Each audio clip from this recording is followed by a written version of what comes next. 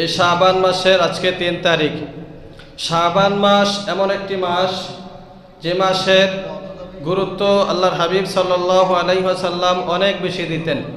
আজকের জমাতে আমরা এই শাবানের গুরুত্ব, ফজিলত এবং আমল নিয়ে আলোচনা করব ইনশাআল্লাহ।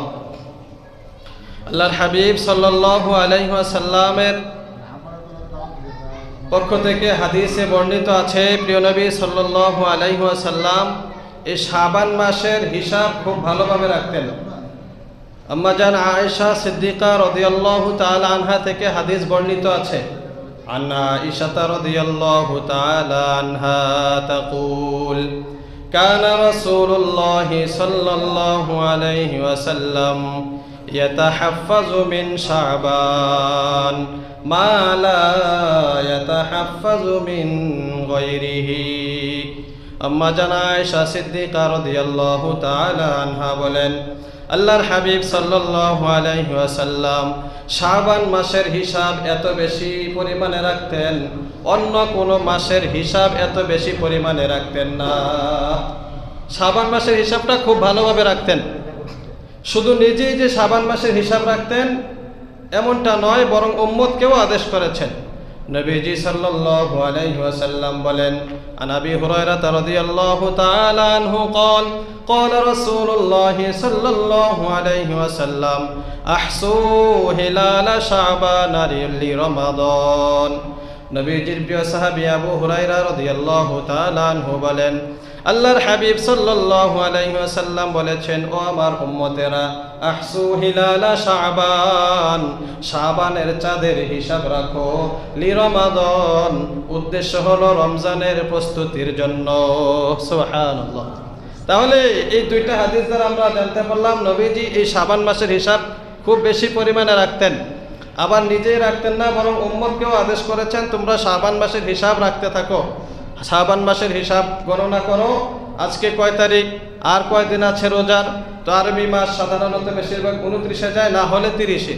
সেই হিসাবে আজকে 3 তারিখ, তো এই অনুযায়ী রমজানের আর কয় দিন বাকি আছে, তারপরের দিন 4 তারিখ, এরপরে আমরা হিসাব করব রমজানের আর কয় দিন বাকি আছে। এভাবে প্রতিটা দিন তারিখ হিসাব রাখা এটা নবীজির সুন্নাহ এবং আমাদেরকে নবীজি আদেশও করেছেন। তাহলে এই শাবান মাসের গুরুত্ব বুঝতে পারলাম, সাথে সাথে একটা আমলও পেয়ে গেলাম আমরা, যে এই শাবান মাসে এই কাজটা করা, প্রতিটা দিনের হিসাব রাখা, উদ্দেশ্য হলো লিরমাদান, রমজানের প্রস্তুতির জন্য। নবীজি সাল্লাল্লাহু আলাইহি ওয়াসাল্লাম এই শাবান মাসে এত বেশি পরিমাণে নফল রোজা রাখতেন যে আম্মা জান আয়েশা সিদ্দিকা রাদিয়াল্লাহু তাআলা আনহা বলেন, আমরা মাঝে মাঝে মনে করতাম নবীজি মনে হয় আর রোজা ভাঙবেনই না, একেবারেই শুরু করতেন, হাত্তা নাকুলা লা ইফতিরু। আম্মা জান আয়েশা বলেন, নবীজি শাবান মাস আসলে নফল রোজা রাখা শুরু করে দিতেন। আমরা বলা বলি করতাম মনে হয় নবীজি আর রোজা ভাঙবেন না। আবার শেষ দিক দিয়ে নবীজি রোজা রাখতেন না, শেষের 2-1টা দিন শাবান মাসেও নবীজি রোজা রাখতেন না। তো এত বেশি পরিমাণে রোজা রাখতেন, এজন্য আম্মা জান আয়েশা সিদ্দিকা রাদিয়াল্লাহু তাআলা আনহা বলেন, কানা রাসূলুল্লাহ সাল্লাল্লাহু আলাইহি ওয়াসাল্লাম ইয়াসুমু মিন রমাদান ইয়াসুমু মিন শাবান। শাবান মাসে আল্লাহর হাবিব সাল্লাল্লাহু আলাইহি ওয়াসাল্লাম এত পরিমাণে রোজা রাখতেন, ফামা রাআইতুহু ইস্তাকমালা সিয়ামা শাহরিন ইল্লা রমাদান। আয়েশা রাদিয়াল্লাহু তাআলা আনহা বলেন, আমরা কখনো আল্লাহর হাবিব সাল্লাল্লাহু আলাইহি ওয়াসাল্লামকে দেখি নাই রমজান ছাড়া কোনো পুরা মাস রোজা রাখছেন। রমজান মাস পুরো 1 মাস তো রোজা অবশ্যই রাখেন, এছাড়া অন্য কোনো মাসে পুরা মাস রোজা রাখতে দেখি নাই। ওয়ামা রাআইতুহু আকসারা সিয়ামান মিনহু ফি শাবান, এবং রমজান ছাড়া শাবান মাসে যে পরিমাণে নফল রোজা রাখতেন এর চেয়ে বেশি নফল রোজা অন্য কোনো মাসে রাখতেও দেখি নাই। তাহলে বোঝা গেল রমজানের পরে সবচেয়ে বেশি রোজা রাখতেন এই মাসটা হলো এই শাবান মাস, বর্তমানে যে মাসটা শুরু হয়ে গেছে। তাহলে এই মাসের দ্বিতীয় আমল আমরা এটা পেয়ে গেলাম যে এই মাসে বেশি বেশি করে নফল রোজা রাখা। তো নবীজি এত পরিমাণে নফল রোজা রাখতেন এই মাসটাতে, কারণটা কি? নবীজির একজন প্রিয় সাহাবী ছিলেন হযরতে উসামা ইবনে যায়েদ রাদিয়াল্লাহু তাআলা আনহু, ছোট্ট সাহাবী ছিলেন উসামা রাদিয়াল্লাহু তাআলা আনহু। ওনার বাবা ছিলেন যায়েদ রাদিয়াল্লাহু তাআলা আনহু, নবীজির পালক পুত্র ছিলেন। সেই হিসাবে উনি নাতি ছিলেন, তাকে বলা হতো হিব্বুর রসুল সাল্লাল্লাহু আলাইহি ওয়াসাল্লাম, মানে নবীজির প্রিয় পাত্র, নবীজি তাকে মহব্বত করতেন, ভালোবাসতেন, ছোট্ট সাহাবী ছিলেন। তো এই সাহাবী ওসামা একদিন নবীজিকে জিজ্ঞাসা করে বসলেন, ইয়া রাসূলুল্লাহ লাম আরাকা তাসুমু মিন শাহরিন মিনাশ শুহুর ইল্লা শাবান। ওসামা বলেন, ইয়া রাসূলুল্লাহ শাবান মাস ছাড়া কোন মাসে আপনাকে আমরা এত বেশি পরিমাণে রোজা রাখতে দেখি না, তার কারণটা কি? ফাকাল রাসূলুল্লাহ সাল্লাল্লাহু আলাইহি ওয়াসাল্লাম, নবীজি এবার এই প্রশ্নের জবাবে দুইটা কারণ বললেন। এক নম্বরে নবীজি সাল্লাল্লাহু আলাইহি ওয়াসাল্লাম বললেন, যাকা শাহরুন ইয়াগফুলুন নাসু আনহু। নবীজি বলেন শাবান মাসটা এমন একটা মাস, এই মাস থেকে মানুষ গাফেল থাকে, অমনোযোগী থাকে। বাইনা রজাবিন ওয়া রমাদান, কারণ এটা দুইটার মাঝখানে, একটা হলো রজব আর একটা হলো রমজান, এর মাঝখানের মাস। মানে এতদিন যে মাসটা আমাদের গিয়েছে এটা ছিল রজব মাস, আবার এই মাসের পরে যে মাসটা আসতেছে এটা হলো রমজান মাস। তো নবীজি বলেন রজব আর রমজান দুটোটাই তো দামি মাস। রজব হলো সম্মানিত 4 মাসের একটা, আর রমজান হলো 12 মাসের মধ্যে শ্রেষ্ঠ মাস। তো মাঝে মাঝে পড়ে গিয়েছে শাবান মাসটা, এ মাসের গুরুত্ব একটি কম দিয়ে থাকে মানুষ। আমি এটার গুরুত্ব বাড়ানোর জন্য বেশি বেশি করে নফল রোজা রাখি। সুবহানাল্লাহ। রজব মাস 4 মাসের একটা, ওই যে আমরা অনেক দিন এখানে আলোচনা করেছি, আরবি 12 মাসের মধ্যে সম্মানিত 4টি মাস, জিলকদ, জিলহজ, মুহররম, আর একটা হলো রজব। এই 4 মাসের মধ্যে একটা হলো রজব। তো রজবের পরে যেহেতু শাবান, তো বোঝা গেল সম্মানিত মাসের পরের মাস, এটার বেশি একটা মর্যাদা বা সম্মান মনে হয় নাই। আবার এই মাসের পরে যেহেতু আসতেছে রমজান মাস, শ্রেষ্ঠ মাস, তো রমজান মাসের গুরুত্ব দিতে গিয়ে শাবানের গুরুত্ব আর বেশি একটা দেওয়া হয় না। মনে করে যে সামনে তো সম্মানিত মাস আসতেছে, এখন মাসটা বেশি একটা সম্মানিত না। এখন এই আলোচনাটা আমাদের কাছে অস্বাভাবিক মনে হবে। আপনারা কইবেন কই, আমাদের কাছে তো সব বরাবরই, মুহররম যে কথা, রজব যে কথা, শাবান একই কথা, যদিও রমজান একটু ভিন্ন অবস্থা হয়। এছাড়া বাকি 11 মাস আমাদের কোনো পরিবর্তন দেখা যায় না। কিন্তু সাহাবায়ে কেরামের মাঝে পরিবর্তন থাকতো। 4 মাসকে তারা খুব বেশি মূল্যায়ন করতেন, আর শহরে হরুম যেগুলোকে বলা হয় এগুলোকে তারা খুব বেশি সম্মান করতেন, মূল্যায়ন করতেন।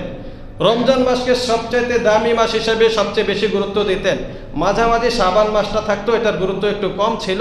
তো আল্লাহর হাবিব সাল্লাল্লাহু আলাইহি ওয়াসাল্লাম এই মাসে বেশি বেশি রোজা রেখে এই মাসের গুরুত্ব বাড়িয়ে দিয়েছেন। সুবহানাল্লাহ। তো এই হলো একটা কারণ। এই হাদিসের আলোকে মুহাদ্দিসিনে কেরাম লেখেন, এটা থেকে বোঝা যায় যে কোনো জায়গা, স্থান, কাল, পাত্র বা ব্যক্তি যদি অবমূল্যায়ন করা হয়ে থাকে সেটাকে মুমিন মুসলমানরা যদি মূল্যায়ন করে, এটার দাম বেড়ে যায়, আল্লাহ তাআলা এটার দ্বারা খুশি হয়ে যান। উদাহরণস্বরূপ রাতের বেলায় তাহাজ্জুদের নামাজ, ওই সময়টাতে মানুষের সবচাইতে বেশি গাফলাতির সময়, ঘুমের সময়। সব মানুষ ওই সময় ঘুমায়। যারা মোবাইল টিপে ফেসবুক চালায় তারাও 1টা 2টা পরে আর চালাইতে পারে না, ঠিক না? এরপরে ক্লান্ত হয়ে যায়, ঘুমায় যায়। তো ওই সময়টাই তো আসল দামি সময়, তাহাজ্জুদের সময়। এজন্য আল্লাহর হাবিব সাল্লাল্লাহু আলাইহি সাল্লাম বলেন, শেষ রাত্রের নামাজটা আল্লাহ তাআলার কাছে বেশি দামি। নফল নামাজের মধ্যে সবচেয়ে গুরুত্বপূর্ণ নামাজ হলো তাহাজ্জুদের নামাজ, কারণ এই সময়ে মানুষ গাফলাতির মধ্যে থাকে, অলসতার ঘুমে থাকে।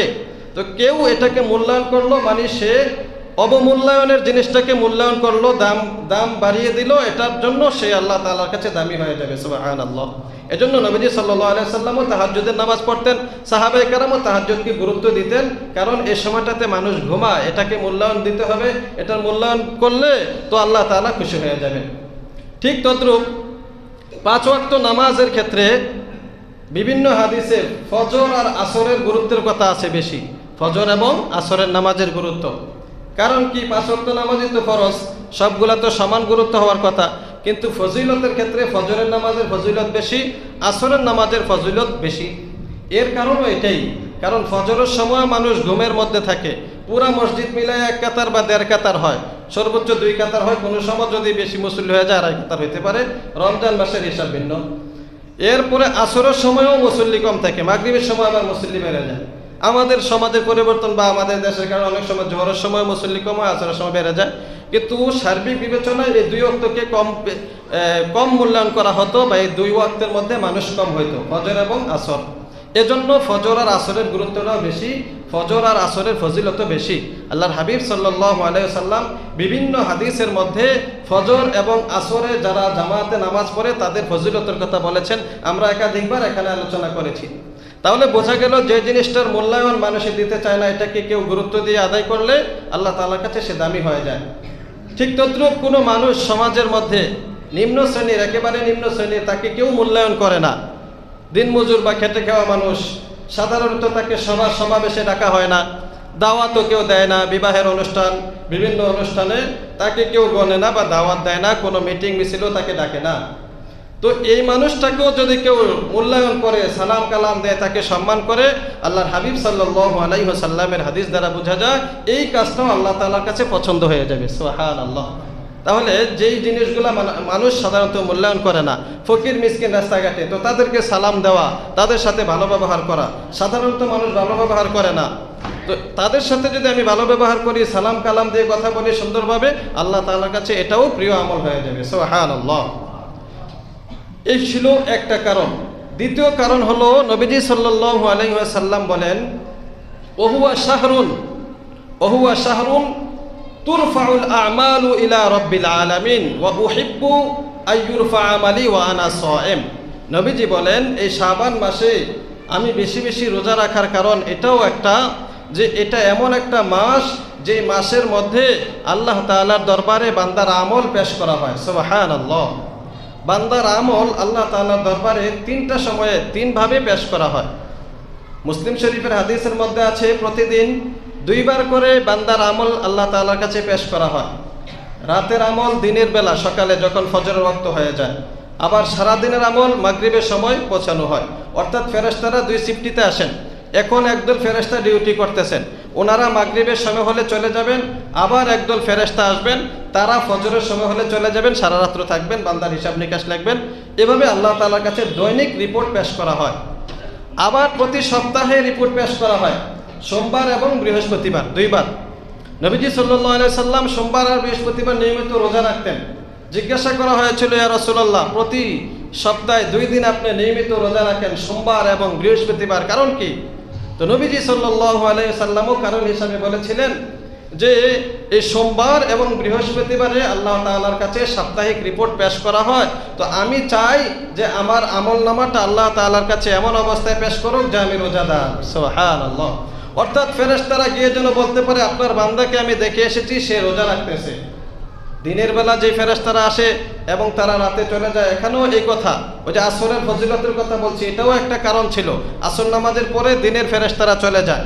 তো তারা চলে যাওয়ার পরে আল্লাহ তাআলা জিজ্ঞাসা করে, বান্দাকে কি অবস্থা দেখে এসেছো?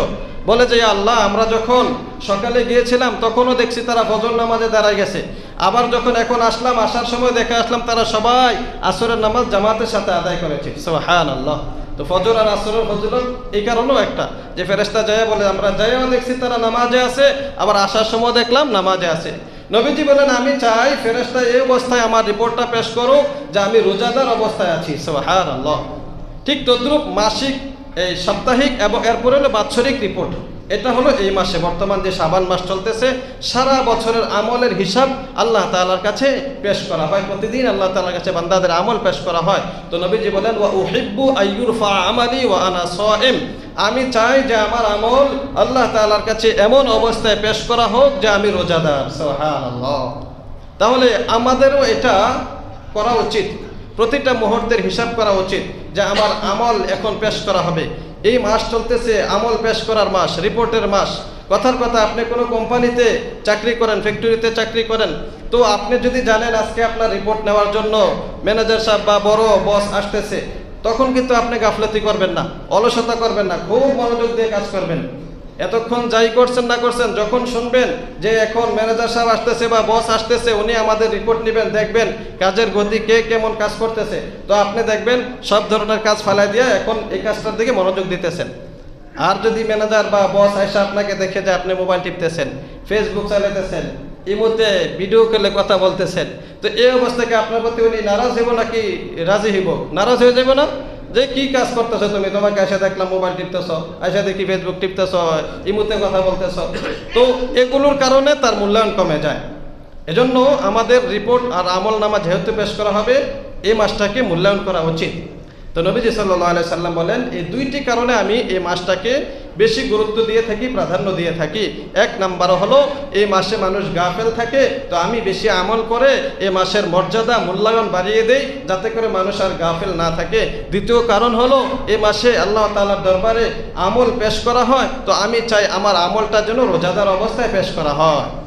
তো আমরা এখানে যারা আছি অনেকেই প্রাপ্তবয়স্ক হওয়ার পর থেকে, মনে করেন 15 বছর থেকে আপনি বালেগ বা প্রাপ্তবয়স্ক হয়েছেন, এরপরে এখানে যারা আছে 25, 30, 35 বছরের, 40, 50, 60, 70 এরকমও থাকতে পারি অনেকে।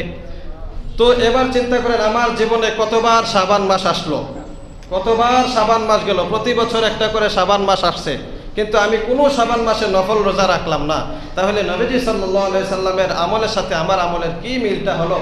এজন্য একজন ফার্সি কবি বললেন, তু কো যাও সুন্নতে আহমদ কো যা, তু কো যাও সুন্নতে আহমদ কো যা, বা মুহাম্মদ কাইবুদ নিসবত তোরা। বলে যে ও নবীর উম্মত, তুমি কোথায় আর তোমার নবীর সুন্নত কোথায়? তুমি তো দাবি করো নিজেকে নবীর উম্মত বলে, অথচ তুমি কোথায় আর নবীর সুন্নত কোথায়? কোনো তো সম্পর্ক নাই।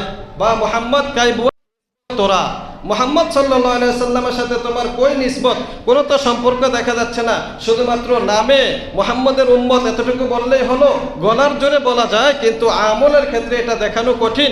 তো খাঁটি উম্মত হতে হলে এটাই করতে হবে, আমল করে দেখাই দিতে হবে যে আমি নবীর আশিক, আমি নবীর উম্মত, আমার আমলের মধ্যে সেটা প্রকাশ করে দেখাইতে হবে। এজন্য এই আমলগুলোকে গুরুত্ব দেওয়া। তাহলে শাবান মাসের এটা একটা আমরা আমল পাইলাম যে এই মাসের হিসাব রাখা, তারিখ গণনা করা। দ্বিতীয় আমল হলো এই মাসের নফল রোজা রাখা। মা বোনদের অনেকের রোজা কাজা হয়ে যায়, প্রাকৃতিক প্রয়োজন বা শারীরিক যেই আল্লাহ প্রদত্ত একটা সমস্যা, এটার কারণে তারা পুরা মাস রমজানের রোজা রাখতে পারেন না। তো রমজানের যে রোজাগুলো কাজা হয়ে যায় সেগুলোকে এই মাসে আদায় করে নেওয়া। এবছর রোজা আসার আগে আগে গত রোজাতে যে রোজাগুলো কাজা হয়েছিল রমজান মাসে সেগুলো আদায় করে নেওয়া। 4টা, 5টা, 7টা, 8টা এরকম অনেকের কাজা থাকে, সেগুলো এই মাসে আদায় করে নেওয়া। আয়েশা সিদ্দিকা রাদিয়াল্লাহু তাআলা আনহা এটাও বলেন যে আল্লাহর হাবিব সাল্লাল্লাহু আলাইহি ওয়াসাল্লামের কাছে থাকার কারণে প্রায় সময় আমি সারা বছর নফল রোজা বেশি একটা রাখতে না পারলেও এই মাস আসলে বেশি বেশি আমার কাজা রোজাগুলো রাখতাম। কাজা রোজা বলতে আগে যে রমজানের রোজাগুলো কাজা হয়ে যেত সেগুলো এই মাসে আমার জন্য রাখার সুবিধা হতো, কারণ নবীজি সাল্লাল্লাহু আলাইহি ওয়াসাল্লামও রোজা রাখতেন, আমিও রোজা রাখতাম, দেখা দেখি এভাবে রোজা রাখা হয়ে যেত।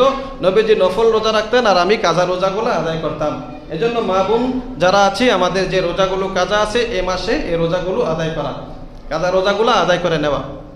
এরপরে এই মাসের আরেকটা আমল হলো আমরা একটু নফল ইবাদত বেশি বেশি করে করার চেষ্টা করা। রোজার পাশাপাশি নফল নামাজ। দেখেন নফল ইবাদত এগুলোর গুরুত্ব আমরা যদিও মনে করি নফল আর এটার কি দাম। অনেকে সুন্নতেরও মূল্যায়ন করে না, আরে সুন্নত কি, ফরজ পড়লেই তো হইল।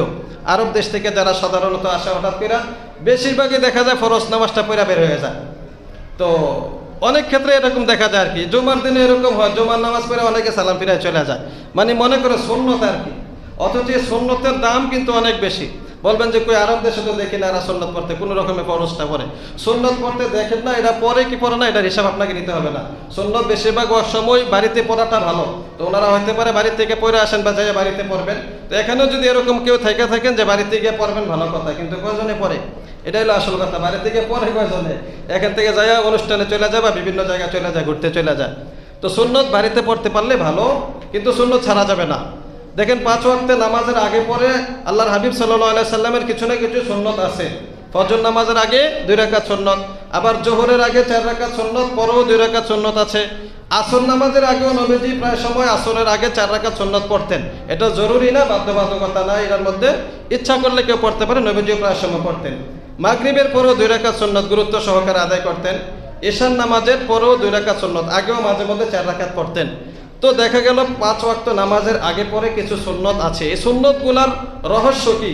রহস্য এটাই যে এই সুন্নতগুলোর মাধ্যমে ফরজ ইবাদতের মধ্যে একটা মনোযোগ পয়দা হয়। কথার কথা, এতক্ষণ আপনি গল্প গুজবে ছিলেন, হঠাৎ করে দাঁড়ায় গেলেন জামাতে, দেখবেন আপনার মাথার ভিতরে গল্প গুজব চলতেছে।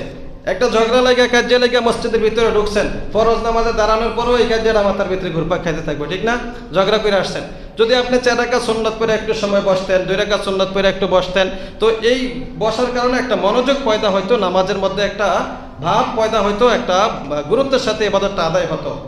এ কারণে 5 ওয়াক্ত নামাজের আগে পরে সুন্নতগুলো আছে। তো এই হাদিসের আলোকে মুহাদ্দিসিনে কেরাম লেখেন, নবীজি সাল্লাল্লাহু আলাইহি ওয়াসাল্লাম শাবান মাসে রোজা যে বেশি করে রাখতেন, নফল রোজা, এটাও একটা কারণ কিছুদিন পরেই রমজান মাস শুরু হবে।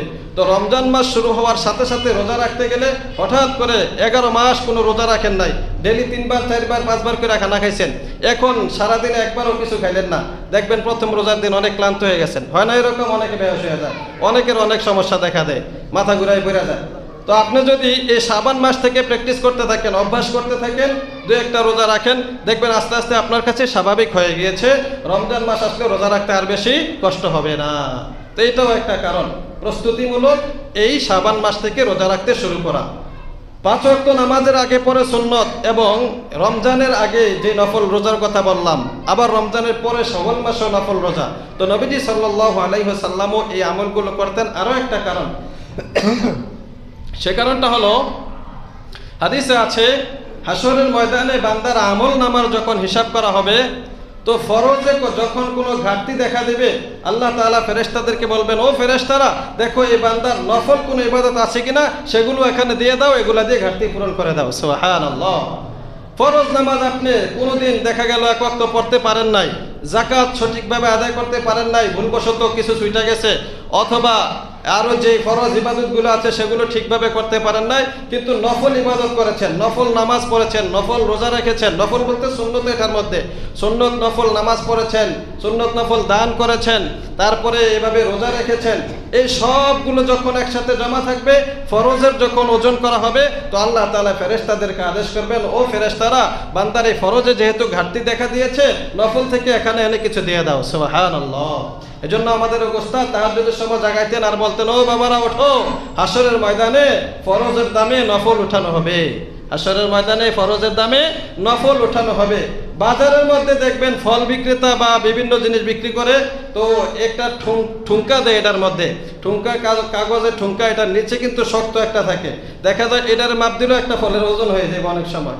তো ফলটা আপনি 250, 300, 400 টাকা দিয়ে কিনলেন, কিন্তু কাগজটাও এটার সাথে এই দামেই কিন্তু কিনা হয়েছে, ঠিক কিনা? এই কাগজটা না দিলে আরও একটা ফল পাইতেন। তো দেখা গেল কাগজের দাম আপনি সাধারণ সময় কত টাকা, 1 কেজি কাগজ যারা কিনে বলতে পারে 50-60 টাকা বা কত টাকা হয় আমি জানি না, কিন্তু এটা তো 450 টাকা না কাগজের দাম, কিন্তু ফলের সাথে থাকার কারণে এটার দাম বাইরে গেছে, কারণ এটা ফলের ঘাটতি পূরণ করে দিয়েছে, ফলটা আপনি আলাদা হাতে আনতে পারবেন না, এটার জন্য একটা ব্যাগ দরকার, ঠোঙ্কা দরকার। তো দেখা গেল কাগজটা ফলের সাথে থাকার কারণে কাগজের দাম ফলের দামে হয়ে গিয়েছে। এজন্য নফল ইবাদত, সুন্নত ইবাদত, এগুলো যদি ফরজ আমলের সাথে থাকে, তো আল্লাহ তাআলার দরবারে এগুলোর দামও বেড়ে যায়। সুবহানাল্লাহ। এজন্য এগুলাকে তুচ্ছ-তাচ্ছিল্য না করা, নফল ইবাদতকেও বড় মূল্যায়ন করা, সুন্নত ইবাদতকেও মূল্যায়ন করা উচিত, নফল রোজাকেও মূল্যায়ন করা উচিত। তাহলে এই কাজগুলো আমরা এখন থেকে করবো এই শাবান মাসে প্রস্তুতিমূলক। বেশি বেশি নফল নামাজ পড়ার চেষ্টা করব।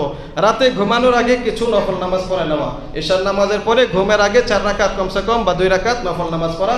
এক হাদিসে আছে, কোনো বান্দা যদি ঈশার পরে কিছু নফল নামাজ পড়ে তাহাজ্জুদের নিয়তে, এবং তার নিয়ত থাকে শেষ রাত্রে উঠতে পারলে আমি তাহাজ্জুদ পড়বো ইনশাআল্লাহ, তো যদিও সে উঠতে না পারে, আল্লাহ তাআলা ও যে ঈশার পরে কিছু নফল পড়েছিল এগুলাকে তাহাজ্জুদের মতোই সওয়াব দিয়ে দিবেন। সুবহানাল্লাহ। তো এশার পরে ঘুমের আগে কিছু নফল নামাজ পড়া, আল্লাহ তাআলার কাছে রোনাজারি করা।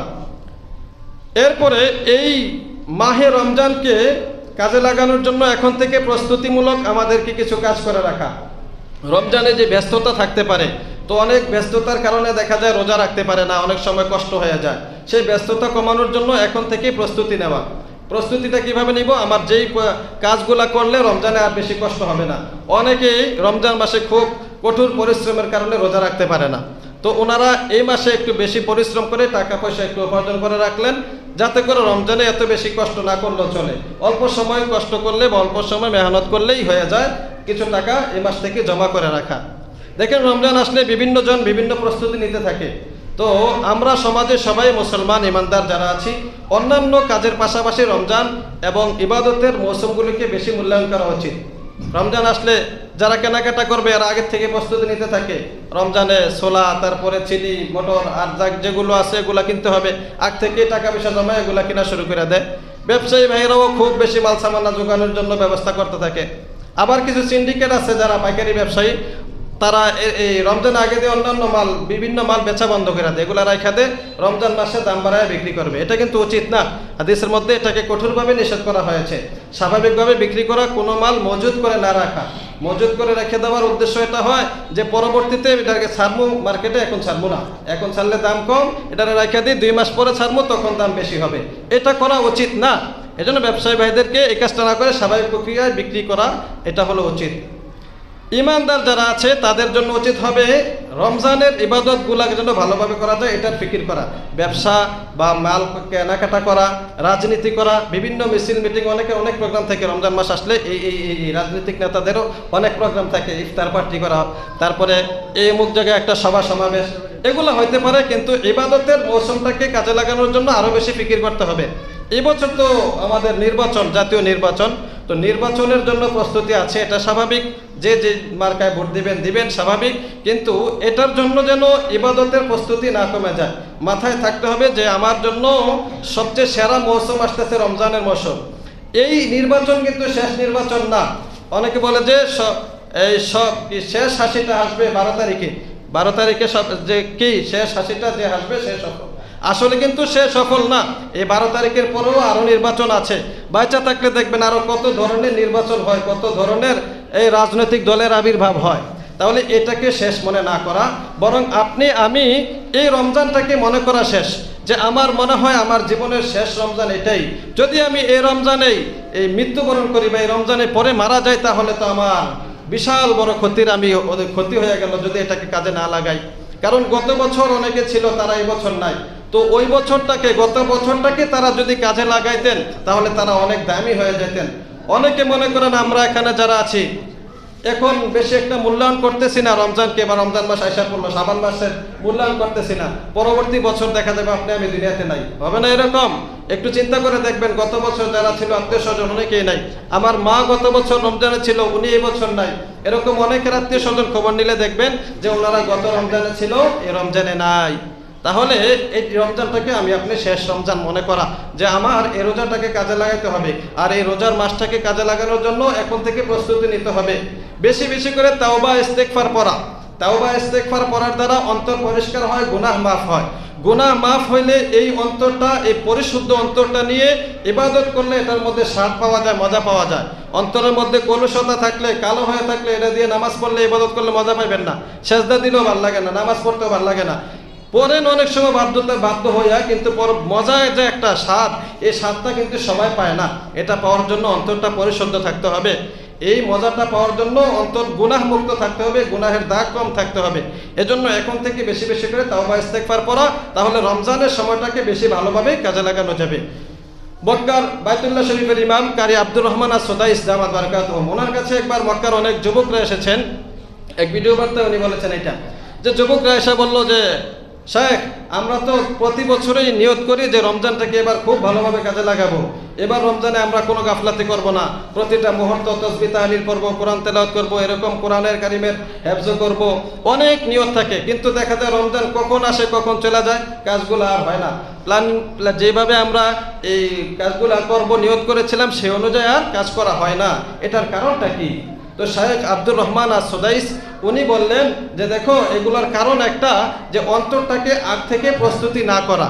তুমি যদি আগ থেকে প্রস্তুতি নিয়ে রাখতা এবং অন্তরটাকে তাওবা ইস্তেগফারের মাধ্যমে পরিশুদ্ধ করে রাখতা, তাহলে এই রমজানে আসার সাথে সাথে, রমজান আসার সাথে সাথে তুমি এই রমজানের প্রতিটা মুহূর্তকে কাজে লাগাইতে পারতা। কিন্তু আগ থেকেই অন্তরটার মধ্যে কলুষিত হয়েছে, অন্তরটা কালো হয়ে আছে, গুনাহের দাগ ভরা।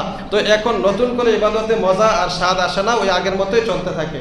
এজন্য এখন থেকে বেশি বেশি করে তাওবা ইস্তেগফার পড়া, আস্তাগফিরুল্লাহ আস্তাগফিরুল্লাহ, এটা মুখে মুখে বলা এবং অন্তরেও এই কথাটা গেঁথে নেওয়া যে আমি আল্লাহ তাআলার কাছে তওবা করতেছি, যেই গুনাহটার জন্য তওবা করতেছি এই গুনাহটা আর করব না।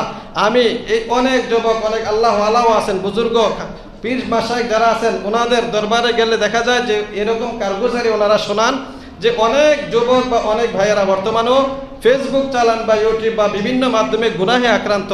তো রমজান আসার পরে ওনারা এগুলো বন্ধ করে দেন। রমজান মাস কমসে কম এগুলো থেকে দূরে থাকেন। তো এখানেও যে ভাইয়েরা আছেন, যদি মনে করেন যে ফেসবুকের মাধ্যমে আপনার সময় নষ্ট হয়, আপনার গুনাহ হয়, অনেক ক্ষেত্রে গুনাহের কাজ হয়ে যায়, কমসে কম রমজানের জন্য আপনি ফেসবুকটা বন্ধ রাখবেন, তেমন কোনো ক্ষতি হবে না। রমজানের জন্য ফেসবুকটা বন্ধ রাখলে তেমন কোনো ক্ষতি হবে না, কিন্তু আপনার অনেক সময় বেঁচে যাবে এবং এর দ্বারা অনেক ফায়দা হবে, ইবাদতে মনোযোগ সৃষ্টি হবে। আরও যে কারণগুলো আছে এই কারণে আপনার ইবাদতে মন বসে না। কথার কথা, বর্তমানে নামাজ পড়তে আসতে পারেন না, যে কোনো একটা কারণ আপনি ধরে নিলেন, রাতে দেরি করে ঘুমান, এর জন্য ফজরে উঠতে পারেন না। তো এখন থেকে রাতে দেরি করে না ঘুমাইয়া আগে আগে ঘুমানোর ফিকির করা, যে অনেক দিন 12টার সময় ঘুমাইতাম, এতদিন আজকে থেকে 12টা না, আজকে থেকে 11টা বা আজকে থেকে 10টার সময় ঘুমাবো, তাহলে ফজরের নামাজে উঠতে সহজ হয়ে যাবে। এভাবে রমজানের প্রস্তুতি নেওয়া। আল্লাহ তাআলা আমাদেরকে এই কথাগুলো বোঝার এবং আমল করার তৌফিক দান করুক, আমিন। ওয়া আখিরু দাওয়ানা আলহামদুলিল্লাহি রাব্বিল আলামিন।